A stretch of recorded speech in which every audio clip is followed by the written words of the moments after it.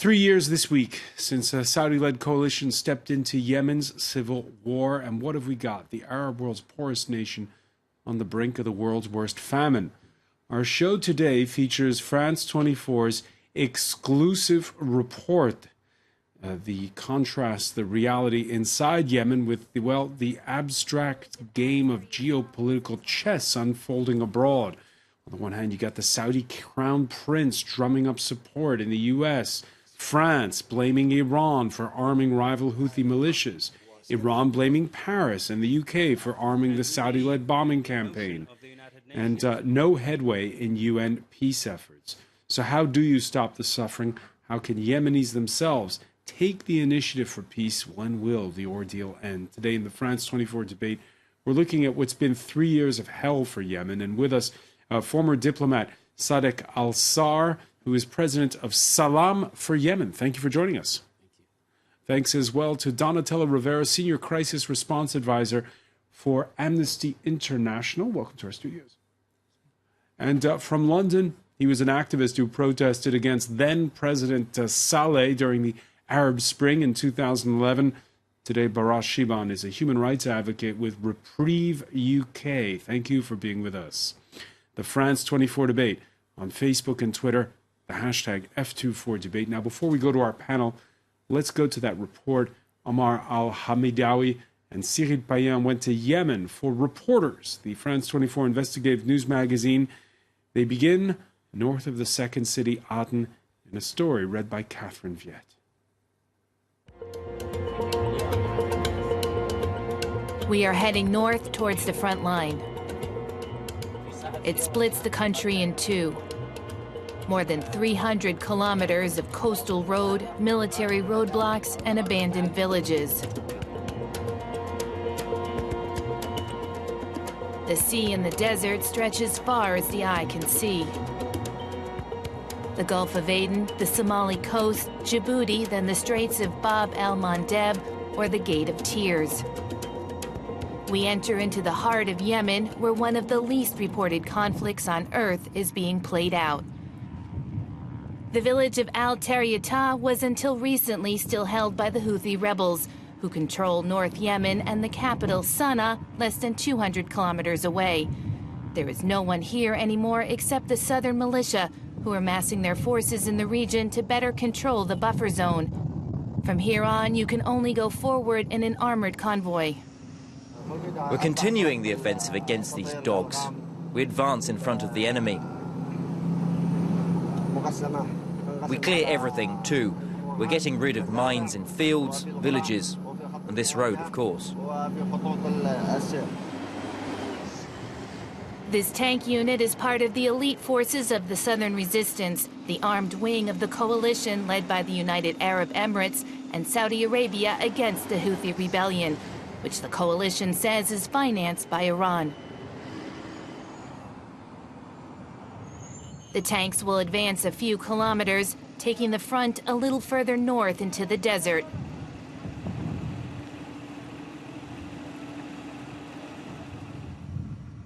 It's here we will also discover the other face of the war in Yemen, a regional conflict involving several Sunni nations behind closed doors.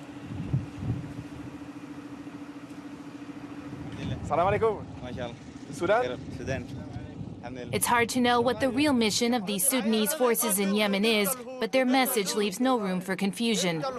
We cut the throats of the Houthi dogs. I'll tell you, I'll eat them all raw. Today and not tomorrow, I will devour them. Once their surprise at seeing us wears off, an officer appears. What are you doing here? You can't film here. The camera has to be put away, and we are asked to leave.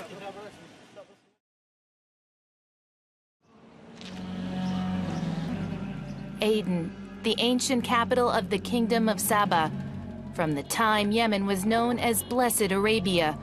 Now it's a city besieged by the southern rebels, its economy in tatters after 3 long years of conflict. A conflict which no one here sees ending anytime soon, and whose scars are everywhere. Civil war, tribal war, terrorism. The city is in turmoil, under constant threat of attack. Military checkpoints are a daily reminder of the instability. The problem is that they're all armed. They don't have separate uniforms. It's chaos. We don't know who they really are. That's why there are attacks, and nobody really knows who's in control of what around here. Yes, everyone in town is armed. Yes, I tell you, the big problem here is these weapons. We must put the arms in the hands of the state. Representatives of the state, here they are, at least what's left of them. A few hundred men entrenched in their garrison in the center of Aden. They're the last loyalist forces defending a government that's all but finished. You guys are crazy. Get your butts in gear. What nerve. The colonel doesn't like questions about the fighting a few weeks ago when the city was besieged by southern rebels. That's politics. I can't talk about it.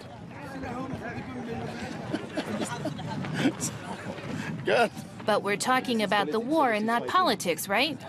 Okay, that's all right then. There was a little misunderstanding between us and the Southerners. Thanks to God, all the problems are behind us. We've moved past these small quarrels between Yemenis. Everyone now agrees that we should support the president together. No one disputes his authority. All is well in Colonel Haydaruz's world. To prove this, he shows off his latest recruits, newly arrived. You must respect your homeland, this sacred soil that you walk upon. Never forget that this country gives you food. I also order you to learn to respect your colleagues like brothers. Government-guaranteed pay is often the only motivation for Yemenis who've lost everything in the war. But you can still find patriotic zeal. Here we have to keep our country and to protect the flag we work under. As everybody knows that we have many enemies surrounding our country and inside. These men are all volunteers. They're here to go to the front. We train them and we make them real soldiers. They're motivated. You can see they came with their own weapons.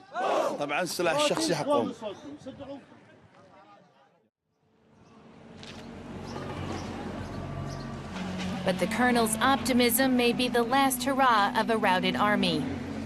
This is the Crater District in the heart of Aden.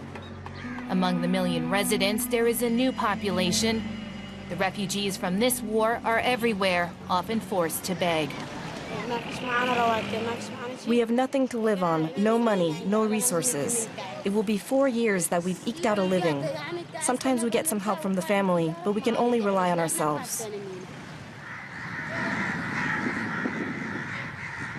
1,000 days of war, 10,000 dead, and millions of displaced people fleeing the front to the north. Ahmad is one of them. 8 years old and an orphan, he has been living for months in Aden's cemetery.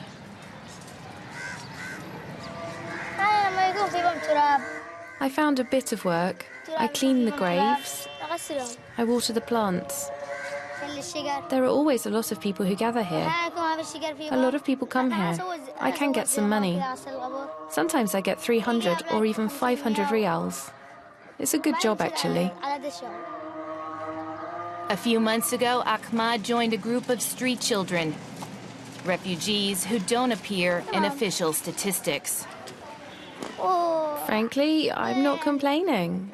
Here, at least we can find something to eat properly.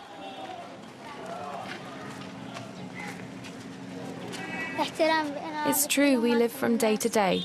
But in the street, there's respect. There are even people here who help us, sometimes. Why are you filming that one? He's from the north, he's not from here, he's not one of ours. Just a few blocks away, the loyalist forces of Colonel Haydaruz's brigade have launched an anti-terrorist operation. Clear the street, go! A demonstration of strength or a last attempt to save face. It's mostly propaganda for the Yemenis and for the international community, which continues to recognize the country's struggling government. We're putting up roadblocks in the area. We've received information. A car bomb entered Aden this morning. After 10 minutes, the brigade heads back to its central garrison in Aden.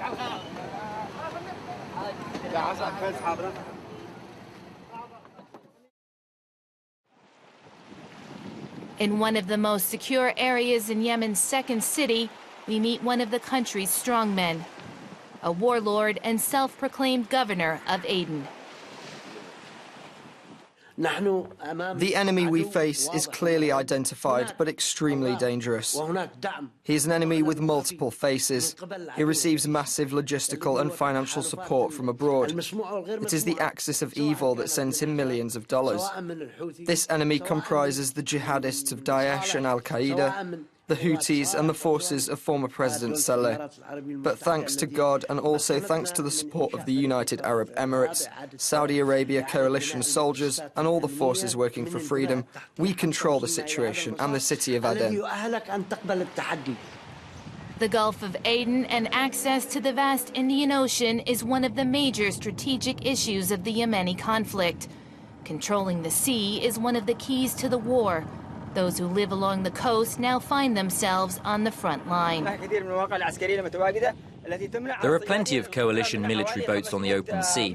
They impose a security cordon of 500 meters. We try to respect it, but sometimes we have to follow the fish. And each time, they shoot above us. There are dead and wounded in this sea. The coalition soldiers are ruthless. Why do they have to shoot us? We're only poor, unarmed fishermen. We're just trying to survive, that's all. Making a living has become too difficult. Now our job is to just buy fuel, pay a fortune, and come back with nothing. The suffering is so great. Nostalgia pervades Yemen, the distant memory of happier times and of peace.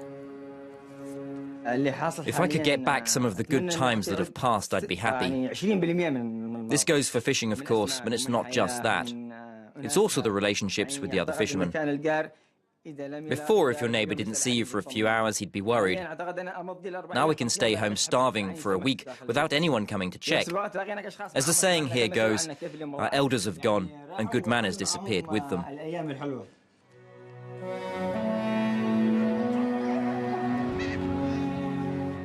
It's the end of the day for Ahmad, the little war orphan.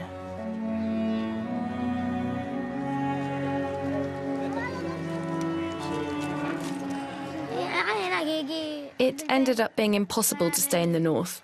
At any moment, you could get shot in the head with a bazooka. It was really too hard. Here we sleep and we work. Every day I ask God to find something to eat and to survive. Sometimes I earn enough to buy my dinner, sometimes I have nothing. That's life. It's God who decides.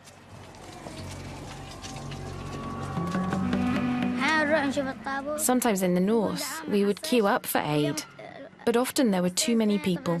It was no longer possible.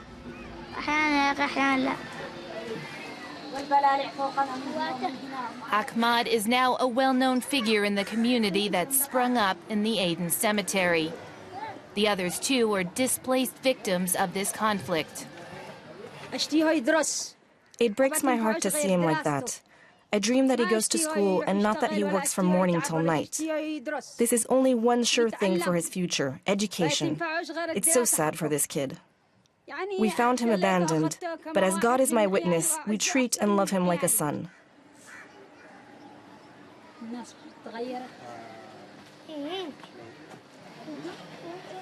My dream when I grow up is to live lower down, near the market there. Leave Aden and Yemen? No, I'll never leave. It's my homeland. It's my home. At the tip of the Arabian Peninsula and the gateway to the Red Sea, Yemen never ceases to mourn its dead and the lost glory of blessed Arabia. If you missed part of that, you can catch it in Reporters, the France 24 investigative news magazine. Let me begin with you, Sadek Alsaar. 8-year-old Ahmed there. At one point we saw in the report, there's a guy who says, "Why are you filming him? He's not from here." This is new. It's really bad. Now there's what we call them the independentists or the Southists or whatever we call them. They try to by the help of Emirates to separate Yemeni people. So you see this a return to when Yemen was two separate nations. But this is it's worse. They try to create a hate between Yemenis. So they call them Shia, which is not true. In Yemen, we are not separated as they want to do. And also, you are from Taiz, it means you are from south, north, or you belong to Houthi, etc. So this is a new thing in Yemen, which is really bad, and it's a consequence of the war and the intervention of the coalition, Saudi coalition. They call it Arab, but in reality, it's only Saudi and Emirati who doing the war, who target, who blockade also, who survive, who pay the militia in the north and the south. They pay also the mercenary from Sudan, from abroad also. I don't know exactly. They talk about Blackwater in the past, but I think they escaped because the war was so horrible for them. You have the sense when you watch that report that everything's kind of in a holding pattern, that it's a stalemate. It's not... I mean, the situation is really worse than we talk. If we say what the UN only 1 month ago talk about the worst situation in the world. Yeah, 80% of the people needing some form of humanitarian 80 million, it's more than, it's almost 80%. The urgent need of humanitarian aid. About 2 million children can't go anymore to school. 400,000 kids less than 5 years have severe malnutrition. So can you imagine? And also, there's three things that people in Yemen face. They face the war, the target day and night since March 2015. They face blockade. That means we have no food. Blockade also of drugs. No, also the medicine. Medicine, exactly. Also the health system is collapsed. Yeah, in Yemen. And we have that cholera outbreak. Donatella Rivera, watching that report, looking at the streets of Aden. Is that the city you remember? Because you were there the last time. I was in 2015 when the city was half controlled by the Houthis and half controlled by the anti-Houthis, mostly the separatists. And I was there when the United Emirates forces came in to basically take back the half of the city. I mean, I think that the great tragedy of Aden and the rest of the country is that this is perhaps a conflict where the casualties, talks goes around about the number of people who've been killed in airstrikes mostly, because most of the people who have been killed in airstrikes by the Saudi-led coalitions. The Houthis are also committing abuses, but it is mostly the Saudi coalitions that causes death and injuries.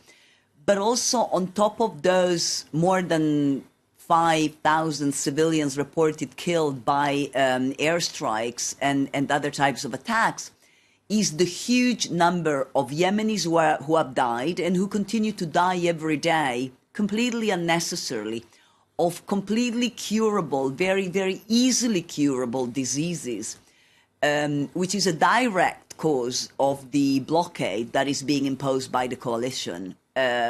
Unfortunately, with the blessing of the international community, of our governments, of the European governments, of the US governments, which are supporting the actions of the US-led coalitions and which are fueling that conflict by selling huge amounts of weapons. Before I ask you about the weapons again, you heard Sadek Alsaar saying that it's terrible that there are people stoking this hatred between the North and the South. Of course, in Yemen, you've always had rivalries of all sorts. But I remember being in Yemen just before the conflict blew up. So it was January 2015. And in Sana'a, seeing people, Zaidi and Sunni, praying in the same mosques. There weren't even different mosques. And within the space of a few months, when the conflict blew up in March 2015, that kind of the tearing apart of the social tissue of the country and those divisions which have existed in different manifestations in the past coming to the fore in a much, much more acute way. And since then, it has only got worse. Bara Shiban, back in 2015, before we talk about 2015, let's talk for a second about 2011. We were surprised to see Yemen among the countries that figured on the map when the Arab Spring happened. Back then, you were a young activist. Did you imagine it would come to this? I mean, at the beginning, I think many of us were very optimistic about how the protests were happening, because it was mainly led by young, ambitious youth calling for freedom, human rights, and democracy. And in a way, in a very unique way, was able to get out of the protests having a form of a deal that could lead to a dialogue and then a constitution. Me, myself, I participated in the national dialogue itself, but the following year of the national dialogue, of course, this is when the situation started to change. And I think this is when the state started to lose control to the benefit of non-state actors. And at the beginning, allow me to clarify, because in the report they referred as a Sunni coalition supporting a Sunni president. That's not how most of the Yemenis refer to Abdurrabbu Mansour Hadi or refer to the coalition. You could say he's a Saudi-backed president. He's recognized by the international community. But I wanted to clarify that in Yemen they don't refer to him as by his sect per se. The people refer to each other by their political affiliation. Now, regarding the tearing of the social fabric, I was in Sana'a when the Houthis came into Sana'a, and they started bringing down clerics from the different sects and replacing them by their own clerics. And of course, they did upset many people on the other side. And unfortunately, when they went to central Yemen, their toning and their messaging was purely sectarian. This did, of course, played in the hands of other extremist groups who are trying to narrate and frame this whole conflict as a Sunni versus Shiite, as a very religious war. And then the situation was clearly deteriorating since September 2014. I think the difference is that in March 2015, the situation took a different level when there was an intervention, and was for the first time that actually the people see Saudi Arabia changing its foreign policy, because it had a level of intervention, but it didn't have a military intervention. Military intervention abroad, and the situation, of course, deteriorated even further. And I think this all comes back to the main problem that arose in September 2014, is that you have a non-state actor, an active militia, taking control over military and security bases, and then distributing that weapons to militias who can fight on their behalf. When I had to leave the country, I left through Aden because I couldn't leave through Sana'a. And at that moment, when I was in Aden, many of the people, of course, that's when a form of hatred was rising against the north, because they were seeing many northern fighters armed by the Houthis and attacking the cities. This, of course, played again into rising the separatist sentiment, and I think it's going to take us now a lot of years to bridge this gap that was caused between September 2014 until today. It's very interesting what you're saying, because is only a cause, as a result of that conflict, like a conflict over conflict over conflict. Eventually, of course we're going to have a humanitarian disaster. Yeah, because as you say, there's these domestic rivalries that are taking place inside of Yemen and are being stoked for domestic reasons. Seen from the outside world, it's a proxy war between, on the one hand, those that are with the Saudis, on the other hand, those that are with the Iranians. This week saw, for instance, the first fatality from a Houthi missile fired on the Saudi capital. Others intercepted as debris fell on a home housing Egyptian foreign workers, one of them killed. Now, earlier, France's foreign minister calling Iran to order in an interview with RTL radio station. The problem in Yemen is that the political process has not started. Saudi Arabia feels attacked regularly by the Houthis, who are provided with weapons by Iran. There is therefore a serious humanitarian and political situation that we must be very vigilant about. What are your thoughts when you hear Baras Shiban remarks like that of the French foreign minister?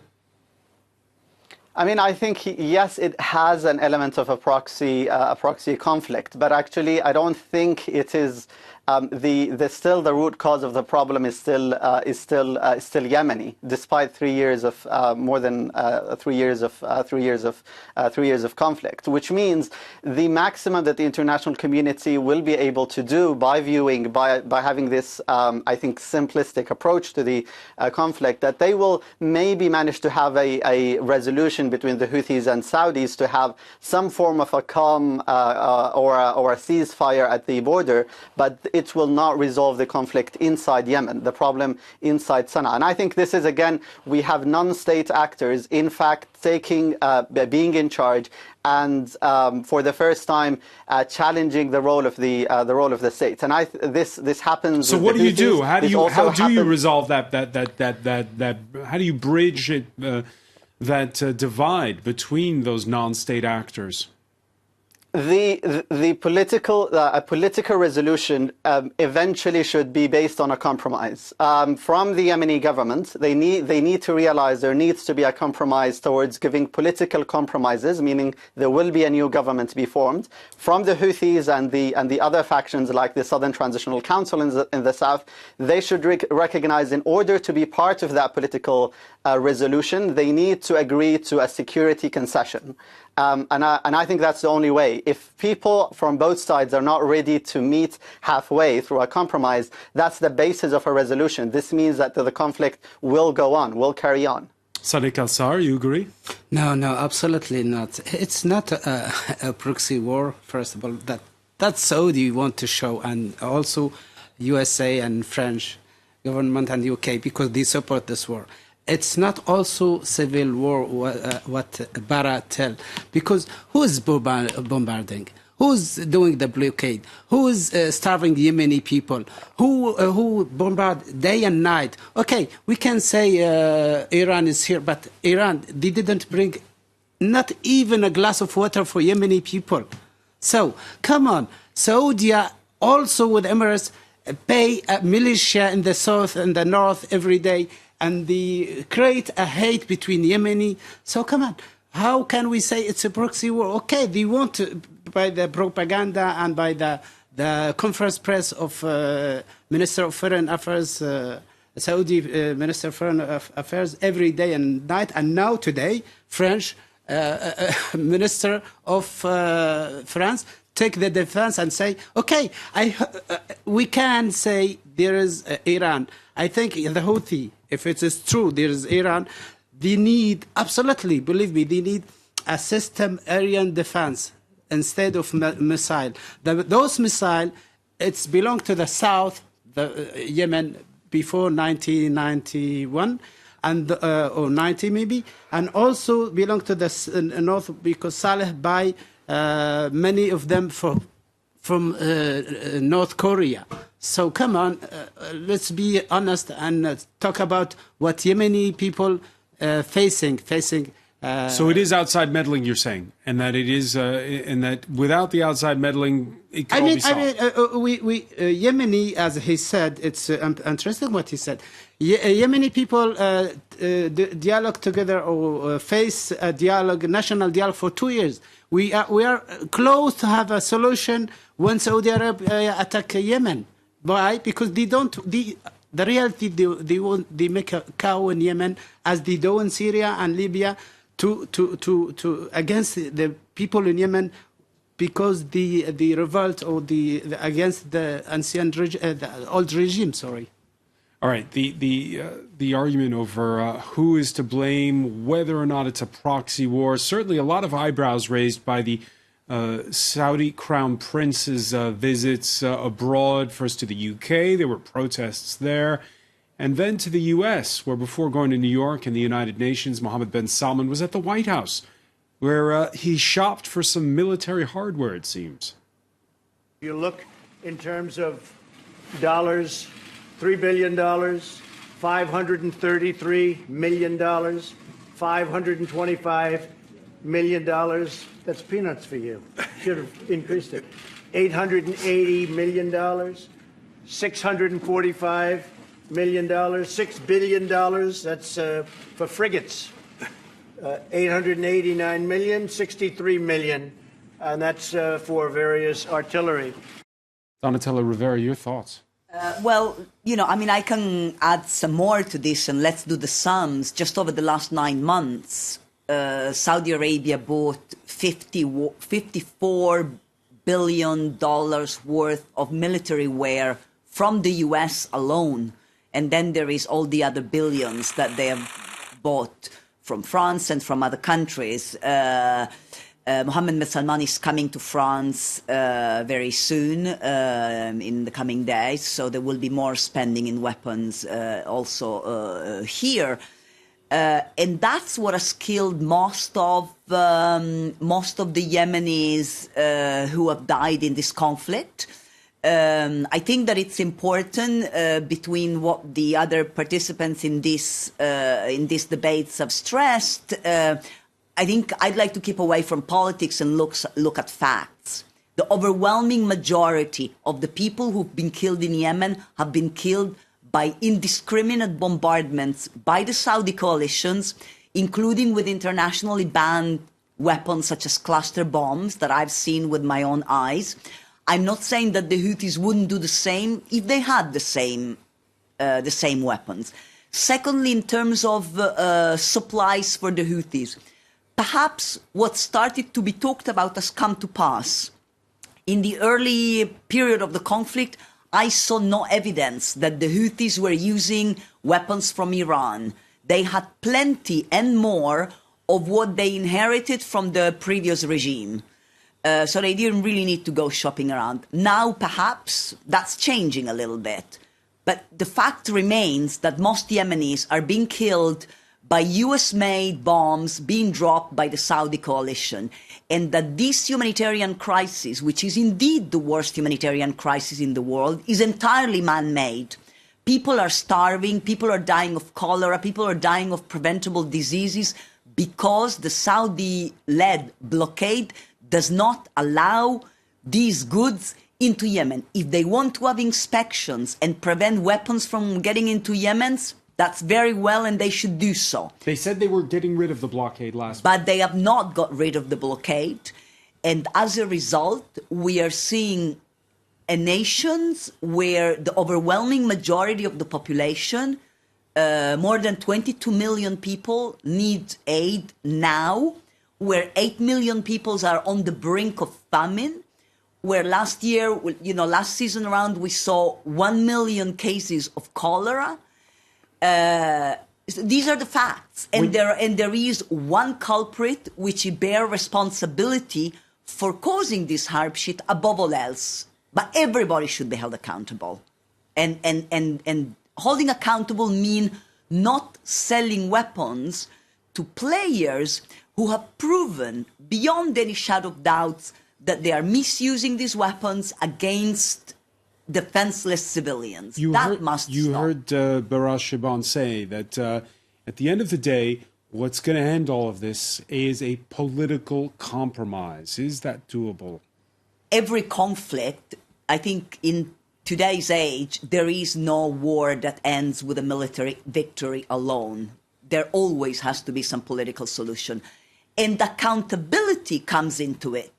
because after the Arab Springs that Barashiban talked about and the transition, it was always going to end in tears, because the man who was put in charge, President Hadi, who's today the president of the internationally recognized government, was the vice president of Ali Abdullah Saleh's regime, who violated human rights for 30 years.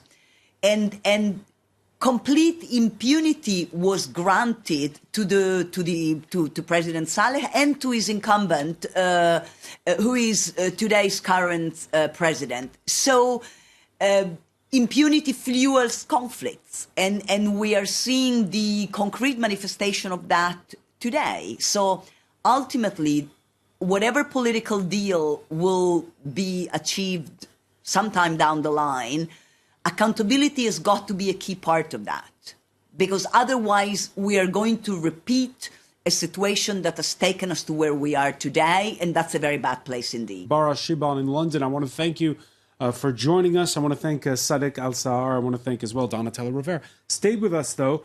Media Watch is next.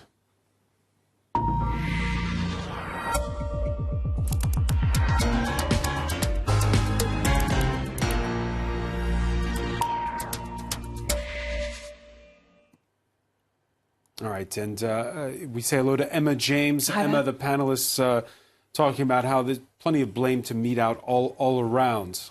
When you look, though, at social media, it's seen through the prism of that proxy war. Yes, absolutely. And whether you're looking at social media or the media in general, the focus is still very much on Saudi Arabia. And I don't think Jean-Yves Le Drian's comments the French foreign minister. Yes, about arming Iran, arming the Houthi rebels is really going to do much to change that focus. And what we see is a real PR offensive from the Saudis, or some might say an offensive PR. But they do need to win over the court of public opinion. It is very clear when you look at the kind of comments you see online. Middle East Eye has been looking at exactly how much this conflict has damaged Saudi Arabia's reputation. And they do point to the fact that this was a war that they had said would be won within a matter of a few weeks, and now we're 3 years in, the third anniversary this time around. And of course, thousands dead, and many, many millions of people displaced, many more millions in danger from starvation and other health concerns. This article in the Middle East Eye is very well worth a look, because what they say is this is a modern-day Vietnam, that it risks running and running. But they say that Riyadh and its allies are bogged down in a military and humanitarian catastrophe. And the fact that the Houthis are still able to successfully fire missiles is actually terrible news, a humiliation, really, for Riyadh. They say that it proves the Houthis are anything but broken. The kingdom is now incapable of even ensuring its own safety. That's the words of this article here. So what is Saudi Arabia doing? Well, one of the things it's doing, the UN Office for the Coordination of Humanitarian Affairs is looking to secure nearly $3 billion in humanitarian aid. There's going to be a big fundraiser April the 3rd. And Saudi Arabia has already pledged to give $1 billion, 930 million of it going to UN organisations, 70 million to Saudi Arabia's own humanitarian organisation that deals with Yemen. It's been tweeted about a lot by Khalid bin Salman, one of the Saudi Arabian princes, and he has said that this is the largest ever single donation in the UN's history. Donatella Rivera, reaction? I mean, again, let me just state two facts. 1 billion pledged, 54 billions shopping for weapons in the US alone. So you can see the percentages there. Secondly, 1 billion pledged in aid when you are causing a humanitarian catastrophe, because ultimately the blockade, it's important to condemn the violations by all sides, including the Houthis and including the jihadis in the south and everyone. But ultimately, the blockade that is causing people to starve and to die of preventable diseases comes from the Saudis. So you are creating what the UN has classified as the biggest humanitarian crisis in the world, and then you give $1 billion. That's small change, given the scale of the humanitarian crisis that has been caused, and bombing hospitals and so on and so forth. So there is a bit of a charm offense going on. hopefully people will see through it. Well, certainly among those who've seen through it, Amnesty International, they tweeted this today. Saudi Arabia had a few options in terms of turning around its public image. Stop beheading people, stop lashing people, stop imprisoning human rights defenders, stop killing civilians in Yemen, or hire a PR agency. Guess which they chose, they say. And what we are seeing is a real PR offensive from them. After that sort of rather bizarre show and tell effort with the US president, he's now, the Crown Prince, Mohammed bin Salman, is now visiting a New York coffee shop along with Mike Bloomberg, the former mayor of the city. And he's really trying to show himself as the new progressive face of the kingdom. But looking around, it does seem like a lot of Americans, or at least some Americans, aren't buying it. There are protests ongoing. This gentleman wrote into the LA Times bemoaning the coverage of Saudi Arabia by them, saying there should be more attention on their role in Yemen. And final word on this, even worse news for some Americans is the fact that he is apparently going to be meeting with Oprah Winfrey. And some people really very unhappy that he's trying to be embraced really by America's sweetheart. All right, many thanks for that, Emma James. I want to thank our panel once again. Thank you for joining us here in the France 24 debate. You can see, by the way, that report on our website, France24.com.